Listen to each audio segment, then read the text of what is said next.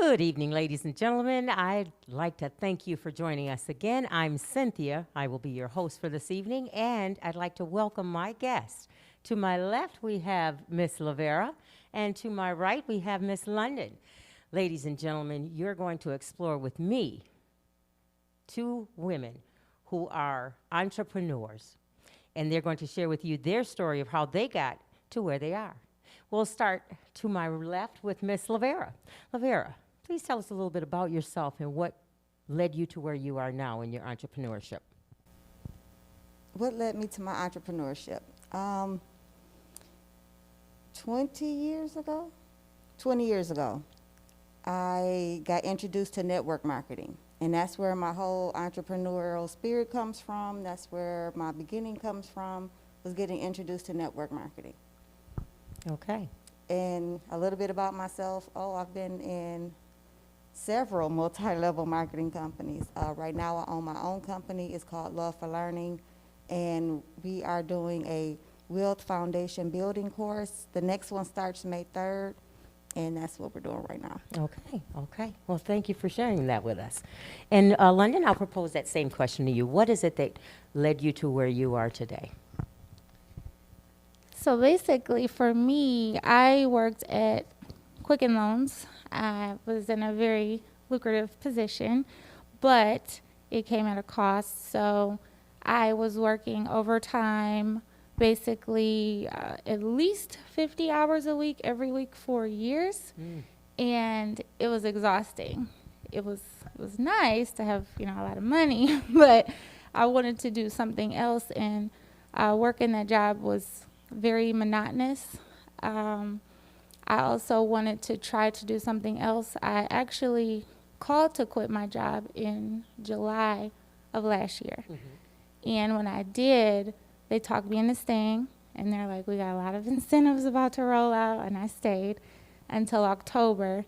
And then I told them, actually, I just don't want to live with regrets.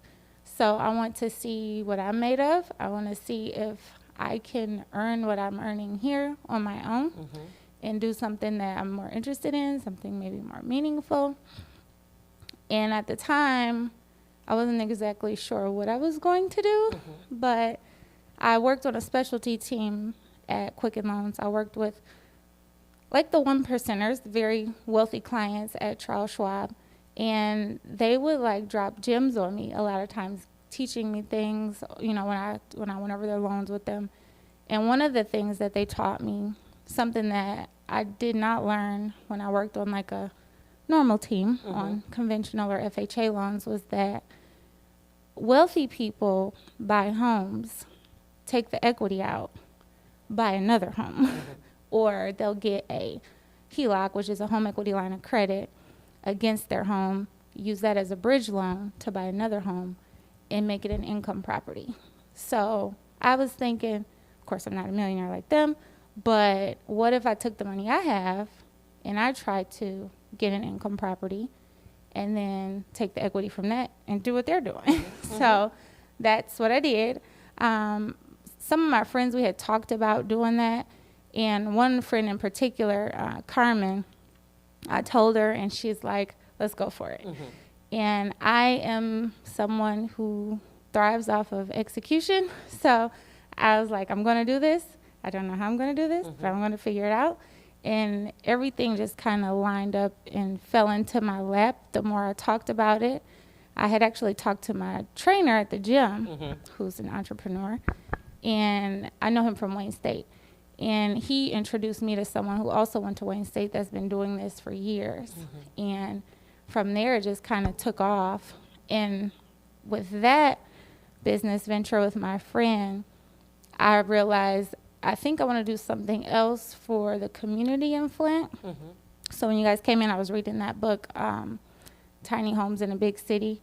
So right now, I'm working to try to get a grant or a business loan with the Small Business Development Center to kind of like fight blight in Flint. All of the vacant homes or lots that we have, just kind of reoccupy the city without it being like a gentrification type of thing. because when I was doing the remodeling for the house that we bought, which is not too far from here, it's off Carpenter and 475, some of the contractors would come in and say, why are you trying to put that in here? They're just going to tear it up. And I was realizing that there's a negative connotation associated with renters and people from Flint. And I was like, I'm a renter. I'm from Flint. I don't tear up my things. So I just didn't like that whole attitude about, these people don't really deserve quality. So now I want to make it a mission to put more quality materials in homes that I buy or that I hopefully can build. And that's just what I'm doing right now. Okay. Well, thank you. Making a difference, you ladies are. All right, let's ask this question here. What did you, London, say to those individuals that said, oh, wait, hold on, you're going to quit your job? Wait, hold on, you're going to, and you don't, and there's always a you don't. What did you say to those negative naysayers? So honestly, most of the people in my life were very supportive. But I also, my mindset is different, and I guess we can, talk about it maybe a little later, but I think that once you are in a situation where you could have potentially lost your life, which I was in a car accident, about 14 cars or so, you look at life differently. So to me, my time means everything.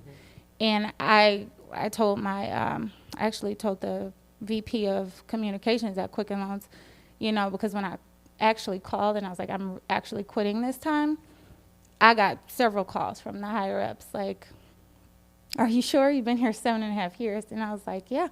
And they said, what are you going to do?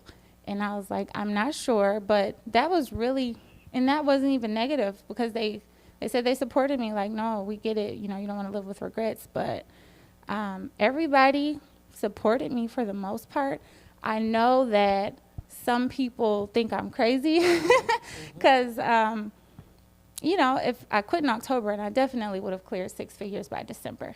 And now, I don't bring in $10,000 a month. So it's just like, I'm just winging it. But I am confident enough in myself to think that I can get back to that point. And it means something. Amen. It's doing what you have that passion for it, so that makes a difference yes. in and of itself.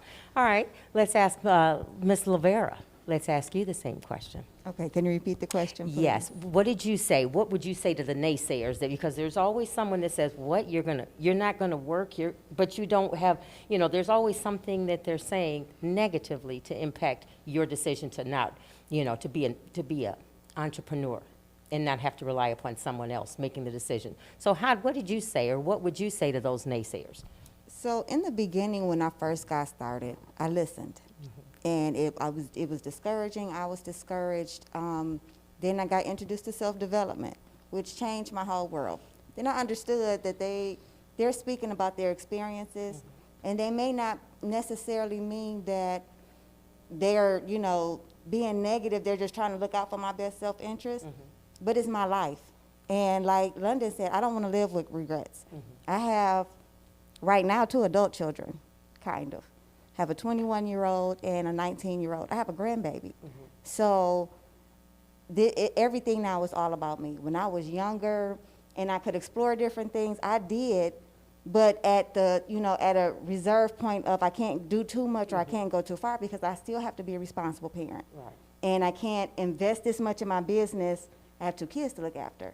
But now I have just me. It is very liberating. I enjoy it a lot. And the naysayers, you're talking from your limitations, and what you believe you can do is not the same thing as what I believe I can do. Amen. I believe that if I put my whole heart into it, that I can do it. I believe that I'm a conqueror, and if God He'll guide me on my path and introduce me to the right people. Amen.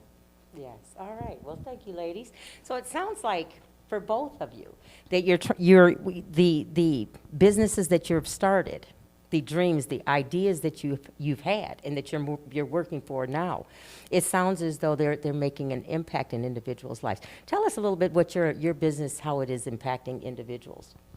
So I just finished a class, Wealth Foundation Building, and it's literally because I've tried so many different things and I've tried so hard, and I had kids and responsibilities, and because I live life on my own terms, I jumped from job to job to job to job. My resume is a mess.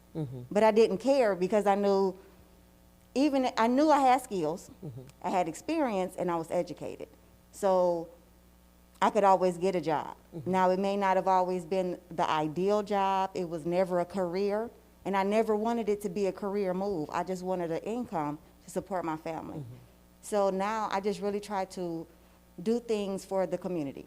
So my class that I just had, one of my students, oh my goodness, I was so proud of her. Three of my students were family members, two of my kids, and then my nephew. And he bought 2 cars because he was like, well, I'm going to get a loan. I got this, he had a job. And I'm like, no, don't get a loan. You're young, buy a car. If you can afford a car payment, you can afford to save and buy a car. I was so happy when he actually took my advice. He bought a car. It was a little beat up, saved again, and bought another car. So now they're selling the first car, have a whole nother car, said, and now you have no payments. That was a blessing. My other student, which is my daughter, expanded her business. And her business is growing, and she doesn't have a job. She has her own apartment. She has a baby. She takes care of her and her son without any financial help from me or the state or anybody else, solely from her business, and I'm so proud of her. And those are like my 2 biggest success stories so far. Okay. Okay, well, congratulations. Thank you. Yes. Okay, so London, I propose the same question to you. You see what you're doing in the community. Exactly how, I know you said that you had the tiny homes and you wanted to be able to share, quality as opposed to just giving you something and saying be satisfied. What exactly, how are you doing it in the community right now? So that project is in its infancy. So that is something I'm working on, trying to get funding for, trying to find the right demographic for. But the goal is to utilize this potentially dead space that we have here and make the street full again, Right. because it's unoccupied mostly in a lot of areas. But also, so I talked to a couple of nonprofits. Actually, Pam was one person. I don't know if she told you. So we basically went over potentially having a tiny community that would serve the elderly that is still independent, but doesn't necessarily need to use the full length of their home. So typically, even if you're not elderly, just think about it. When you're at home, you're probably just in like 2 places mostly. So the older you get, if you have a colonial style home, you're not going to try to go up and down those stairs anymore. It would be better if everything was closer and tight knit. I also thought about maybe doing it for women transitioning from like domestic violence type of situation that need housing. Because typically, if you are a victim of domestic violence, you are dependent upon your abusive partner. I thought about potentially doing it for veterans. So I'm still working that out, but the goal is for it to focus on low income and potentially mimic what is happening in Detroit, because there's a tiny home village in Detroit, Cass Community. And I wanted to go tour it, but I ended up calling them, and so they told me, buy the book we wrote. It has everything in there that you'll need to know. So that's what I'm reading right now, trying to figure out, what direction to go. But so far, the other business is just, a single family residence that I rent out. Okay. Well, that's a blessing. And, when we go through things, we all have found ourselves, ladies and gentlemen, in a position that we're not proud of, but through determination, we've managed, and with God's grace and mercy, we've managed to persevere. And so I ask you, Lavera, if you had someone that was thinking about starting up a business, that had ideas of, being a help to the community, helping people to get back on their feet when they've had financial disasters, how would you, and what would you say to somebody if they were trying to go through that and they were trying to think about what they could do to maybe, be inspired by you, listening to your story? Go for it. Absolutely go for it. Go for it, go for it, go for it, go for it. Okay. There are so many, especially here in Genesee County, there's so much free resources for opening up your own business. I know a lot of people offer a lot of paid-for services online, but in Genesee County, there is unlimited free financial, I mean, not free financial, but free resources to help you open up your own business. So 2 years ago, I went to Genesee Chamber of Commerce. And I went in there, she was like, how may I help you? I said, well, I know y'all help people with not with jobs, but with opening up their own business. This is my business idea. How do I make my idea earn me enough money so I can quit my job? And she sat there and talked to me. She went back, got all these pamphlets, all this information, came back, was like, this is where you start, then you do this, then you do this, then you do this. You have questions, you call me, this is my email. She gave me all her information. There is a class in Flint sponsored by the U of M, and I think the chamber is a part of that as well, but it's free to entrepreneurs. You just have to know when to sign up and sign up. It's a 6-week class. Everything is absolutely free.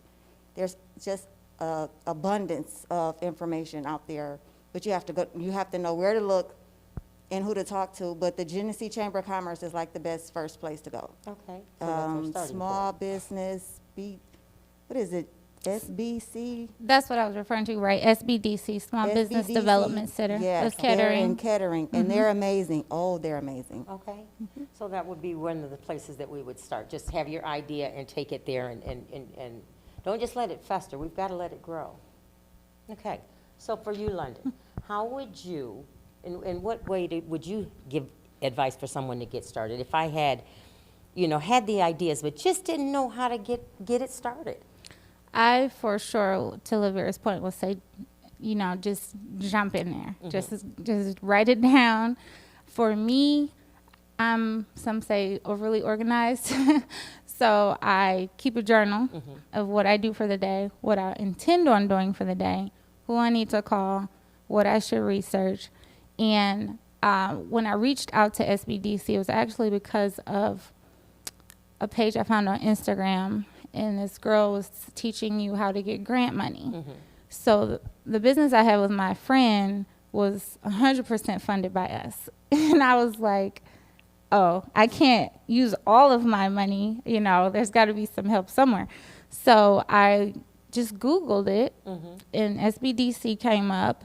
They basically pair you with like an advisor. You check in with them. You have to get your business plan together, something I'm working on, something that I continuously have to rework as more numbers come in, as more ideas come in. I would say definitely try to think of your business name and how you want to brand it, how you want to market it, what your budget is if you have it, take a look at maybe your support system. Do you have friends and family that will share a post, something that they can do for free? Do you have someone that will maybe buy your product or advertise your product? And just don't get discouraged because, and I say this all the time, I have no idea what I'm doing. I knew exactly what I was doing at my job because I'd done it for 7.5 years. Right. So nothing grows in your comfort zone. So if you're stagnant, there's nothing's going to come from that really. So I never really want to be comfortable. I'm okay with challenges and whatnot. For me, I just definitely try to do something every day for my business. Even when I say I'm not going to work on my business, I schedule that like I still have a job. Well, you have to schedule, though. I noticed Yeah. that but in life, if you don't schedule, it's going to be on the wayside. Yeah, So yeah. I do notice that.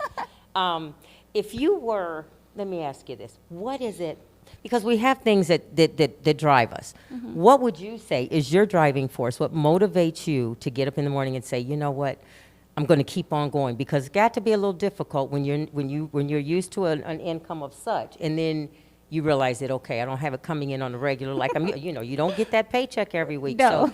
So, you have had to make adjustments in your life to go without at certain times. So what would you say is your motivating or your fueling force behind your drive and determination? And I know that's one of them. But what else fuels? What is that one little thing that you say, I'm going to do it today anyway, even though you don't want to? What drives you? So Maxine Waters has a saying, reclaiming my time. For me, It is about having complete agency over my day and all that I do. I love that I can book a flight and I don't have to get clearance for it anymore. I love that I can work as late as I want to. If I want to, I can wake up as early as I want to and start work. There's no limitations on my work day anymore. Whereas like I'm a morning person, and before it's like, nope, the absolute earliest you can work is at 7. I'm up at 5, you know. So that's 2 hours where I could be doing something. So for me, it's just knowing that, because a lot of people see it as money, which is, of course, something I liked having, but it's not just money. It's the things that you can do with your income when you control it solely. You can designate your day and you can run it exactly how you like.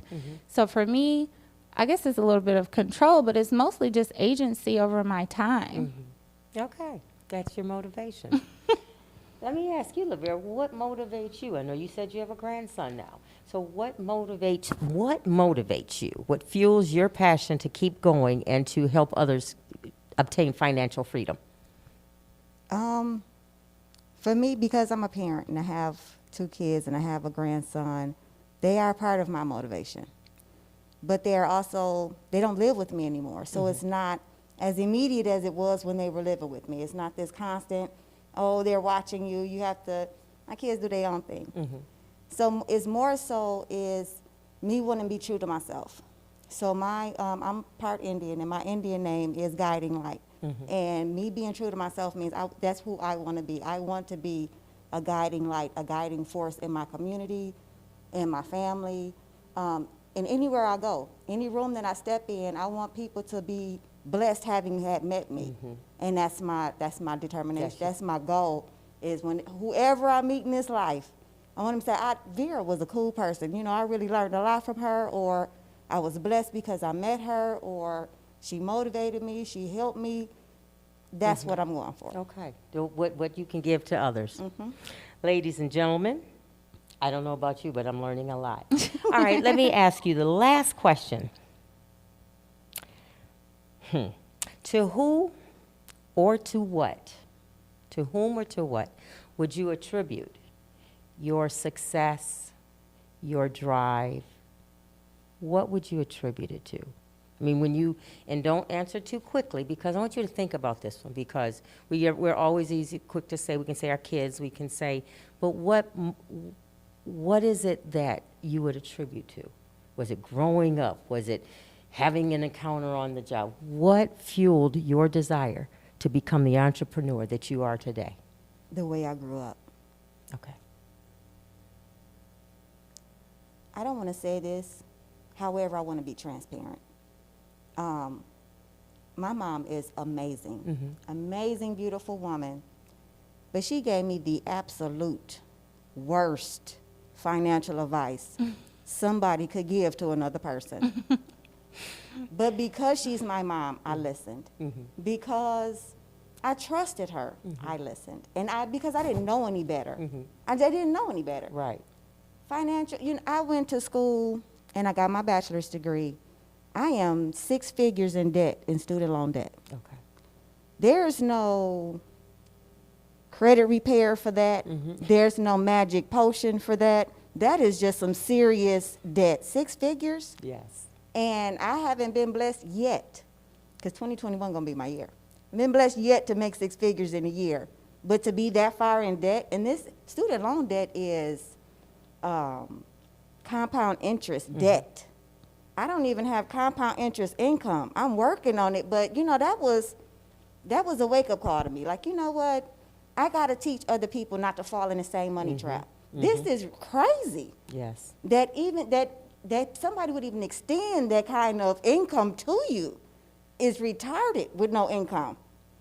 But, you know, so I can't fix the laws. I can't change student debt, Yes. but I can teach and I can educate. And that's my God-given gift, is to teach. Yes. So that's what I'm doing. Okay, well, I thank you. All right, London, we'll ask you that same question. What would you, or to whom would you attribute your desire to be where you are and to be an entrepreneur, to be a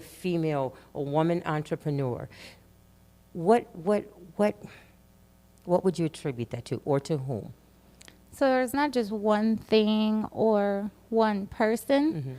I would say I definitely want to thank myself because I have had a couple of experiences that could have very well just sent me into a lifelong depression. One being leaving an abusive relationship at such a young age. I didn't really tell anyone. It was very much so cold turkey. And after that, I realized I want to be more assertive.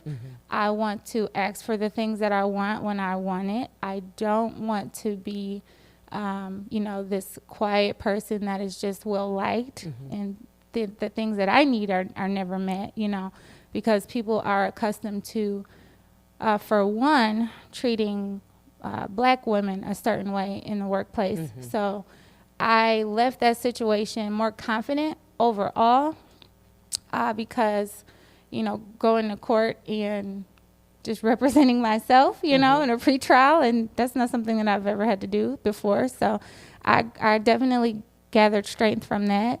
My accident, again, I definitely had survivor's remorse for a minute. I was not sure why I was still here. At the time, I mean, y'all have known me my whole life. My mom spoils me, always has.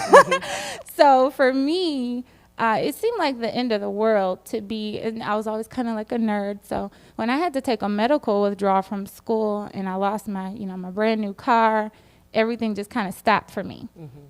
So overcoming that, finishing out my degree, and then also not too long ago, I was diagnosed with epilepsy. So I was already at my job, making great money, doing whatever I wanted to do. I can come and go as I please. I don't have any kids. And then that kind of just stopped me in my tracks. Like, you can't legally drive anymore. You have seizures. So for 6 months, you can't do anything. So that happened to me twice, having seizures and basically losing my license for a time. But I'm also surrounded by entrepreneur women as well. So my friend that I went into business with, she also owns a bakery. My best friend is a therapist.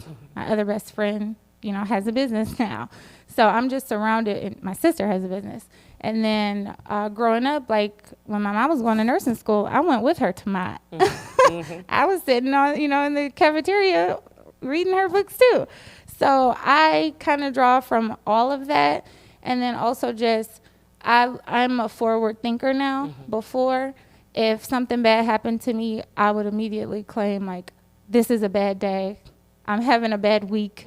This month has been horrible. Whereas now I look at it and I put it in a time capsule.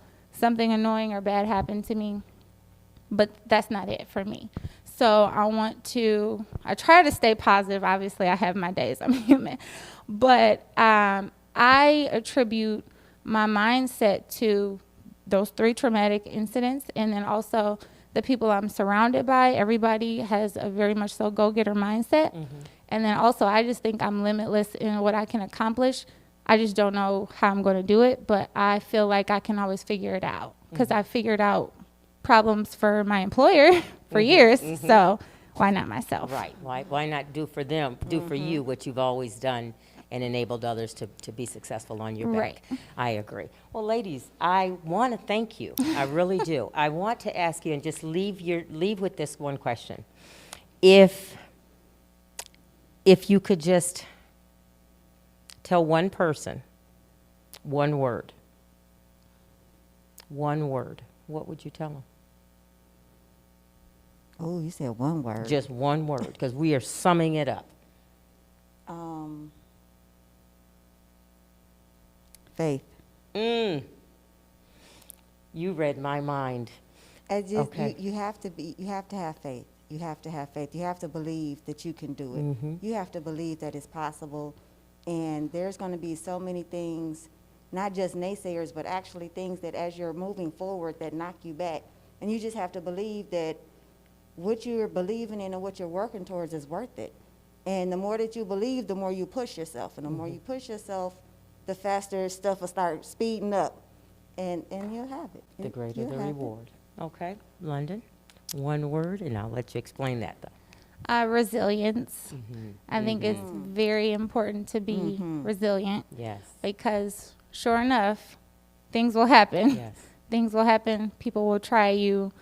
It could be something with your health, like for instance with me, it could be a relationship that's trying you. It could just be a matter of circumstance, like my car accident, wrong place, wrong time. So it's important to be resilient and know that you can come out of whatever situation as long as you are on this side of the ground. I think the most important mindset for an entrepreneur is just to have hope and have faith in the process.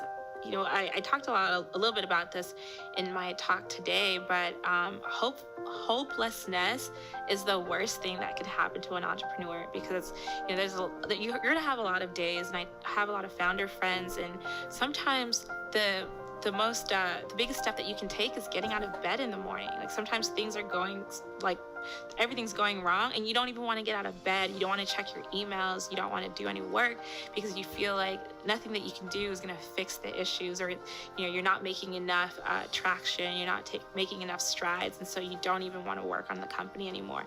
And that to me is like a lack of hope. Like you just don't believe anything that you do, anything in the world is going to change your trajectory. So I would say just continue to believe and do whatever you can, whether that's going to church, whether that's reading. For me, that's reading the Bible. For me, that's praying to make sure that I always have some type of hope. Because I'll be honest, like there are days that hope is just a little flame, but that's enough to get me going and still going. And so I would just say, do whatever you can to find inspiration, find hope, and have faith.